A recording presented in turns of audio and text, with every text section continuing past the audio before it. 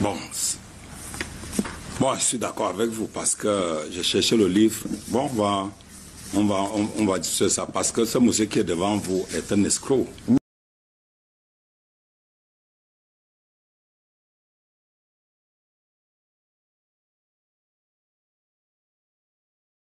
Non.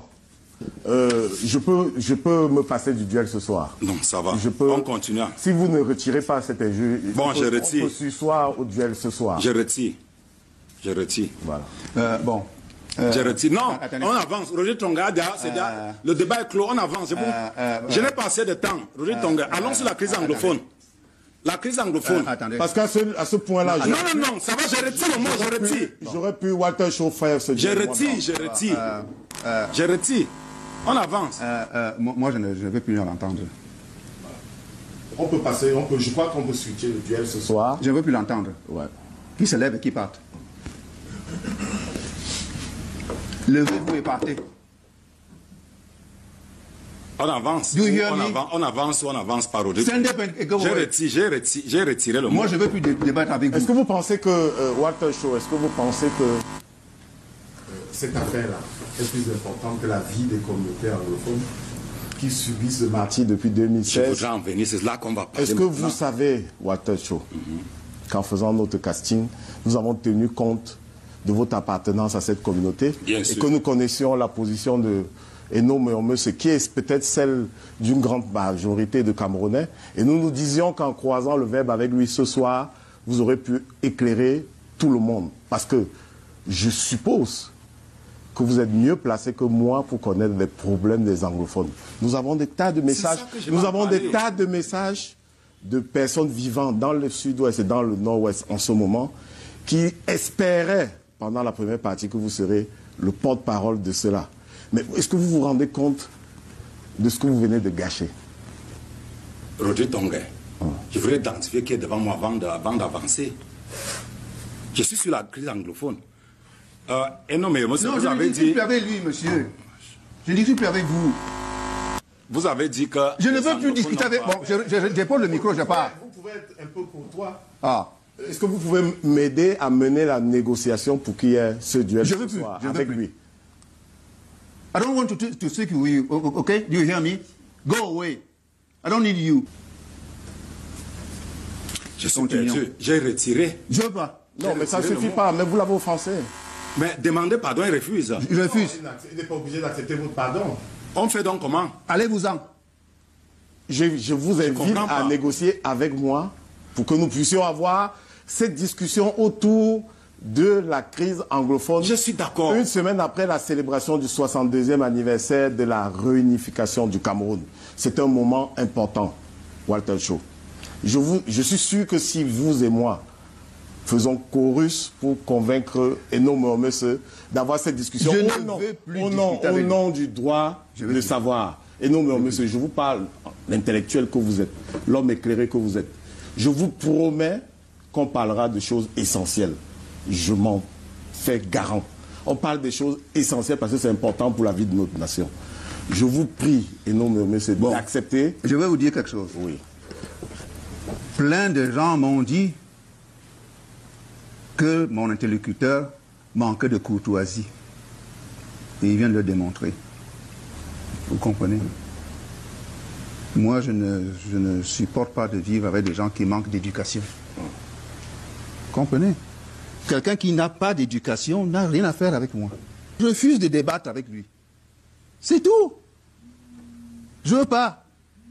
Mais vous dites avoir été prévenu. Oui, mais alors, pas de cette manière. Je veux pas. Est-ce que, Walter, vous pouvez prendre l'engagement qu'il y aura plus de cas de langage et que nous allons parler du thème pour lequel nous sommes réunis ce soir uniquement, sans invective? Bien sûr. Est-ce que Eno Meomese n'a pas dit des choses qui ont pu blesser les anglophones, entre guillemets? Si. Et sur lesquelles vous pouvez revenir. Si, et j'ai noté. Si vous ne prenez pas la bonne méthode, si vous avancez par la bonne méthode, je suis sûr qu'on peut obtenir cet échange d'idées parce que l'émission serait déséquilibrée, totalement déséquilibrée, si on se limitait à ce qui a été dit par Eno Meomese sur la crise anglophone ce soir. Ne gâchons pas cette chance. Eno Meomese, je vous... Quelqu'un qui vient me traiter d'escroc? Non, on n'est pas... je vous prie de pardonner. Mais songeons à l'essentiel. L'essentiel, c'est qu'on ait cette discussion. Comment? C'est que nous avons décidé de faire cette émission. Souvenez-vous. On voulait avoir cette discussion. S'il vous plaît. S'il vous plaît. Vous savez pourquoi je refuse les médias camerounais? C'est que toujours, on invite quelqu'un et il y a toujours un bonhomme qui vient l'offenser, le blesser. Et c'est pour ça que je refuse. Et je vous dis que c'est la dernière fois que je suis invité dans une télévision camerounaise. Que tous les autres qui voulaient m'inviter ne le fassent plus. Moi, je n'ai pas grandi dans les injures, les offenses. C'est la dernière fois que je participe à une émission sur un plateau de télévision camerounais. Parce que ça, c'est systématique. On fait toujours venir quelqu'un qui pour insulter l'invité. C'est toujours comme ça. Nous sommes les premiers gênés. Il n'était pas venu, sa mission, c'était pas l'insulte. Je vous ai recommandé plusieurs lectures. Vous-même, vous m'avez envoyé des lectures sur les thématiques. On parlait des idées. Walter Shaw, c'était ça, le projet. Je suis d'accord. Oui, mais l'identité, découvrir l'identité, c'est ça mon crime. Je ne veux plus débattre avec lui. Passons à autre chose. Pourquoi il ne veut pas débattre avec moi? On va switcher le duel avec la permission du réalisateur. Je veux pas. J'ai voté derrière la belle vitrine. Nous allons switcher le duel. C'est inédit. Nous allons poursuivre avec les journalistes. Peut-être.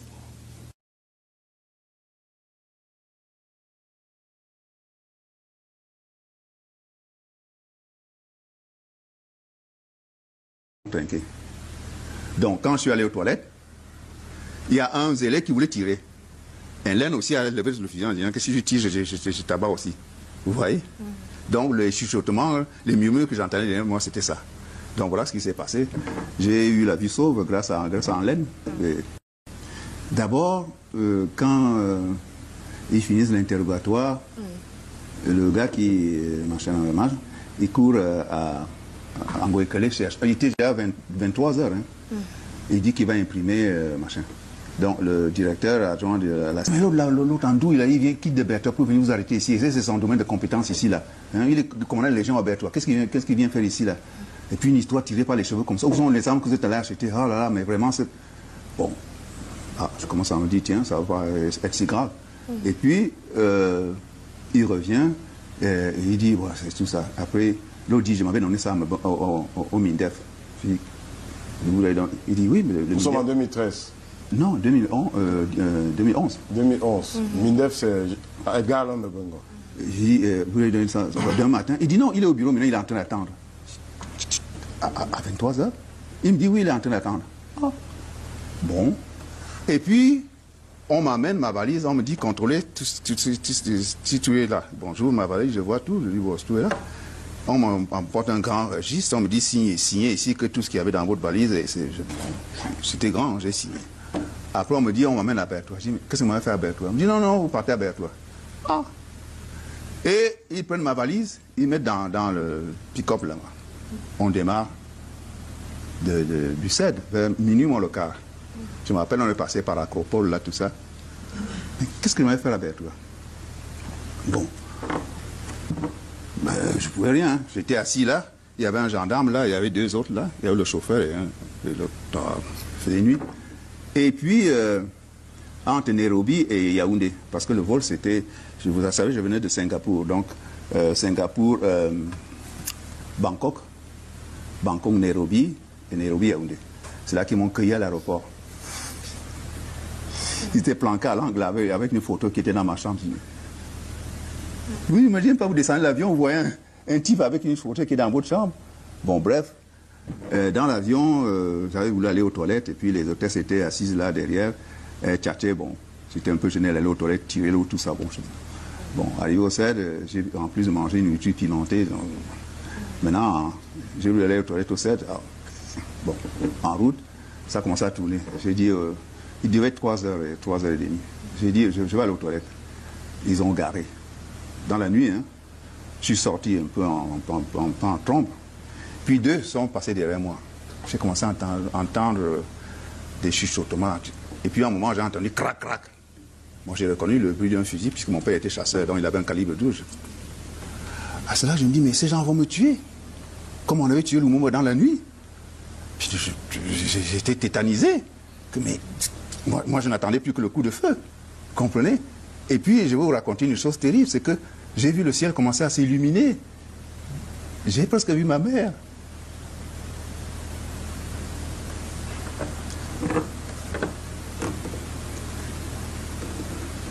Bon. À un moment, un a dit, tu suis pendant combien de temps? Bon, là, je me suis vidé. Et puis, j'allais monter dans la voiture. Puis, on a démarré, on est parti. On est arrivé à Berthoua. Il était, je crois, 4 heures. Puis, quand on arrive à Berthoua, le gendarme de garde, il prend son téléphone. Il dit, parce que le commandant de Légion était resté à Yaoundé, au CED. Il dit, je suis au garde à vous, il appelait comment? Mon colonel. Ou comme Légion, je pourrais le dire. C'est un colonel. Ou comme Légion, ils ont leur thème là. Après il dit, oui, le voici ici avec les cheveux blancs et les lunettes. Oui, vous le voici, je suis au garde à vous. Après il dit qu'on vous mette en cellule. Bon, qu'est-ce qui s'est passé? Je suis après. Donc, quand il partait du CED avec moi, il avait consigne de me tuer en chemin. Et maintenant, il y avait un des gendarmes là, qui s'appelait un Laine, qui leur a dit que son avocat est venu nous trouver ici. Maître Alain Belling est venu nous trouver ici. Il va témoigner. Donc, si nous tuons ce gars et jetons son corps en brousse ou quelque part, c'est nous qui allons trinquer. Donc, quand je suis allé aux toilettes, il y a un zélé qui voulait tirer. Un Laine aussi a levé le fusil en disant que si je tire, je tabac aussi. Vous voyez? Donc, le chuchotement, les murmures que j'entendais derrière moi, c'était ça. Donc voilà ce qui s'est passé.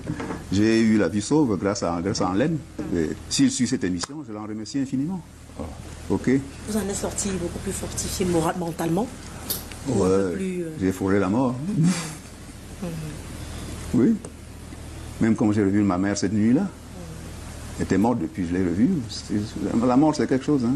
Je commençais déjà à voir les choses de l'au-delà. C'était une expérience terrible que j'avais vu déjà l'au-delà.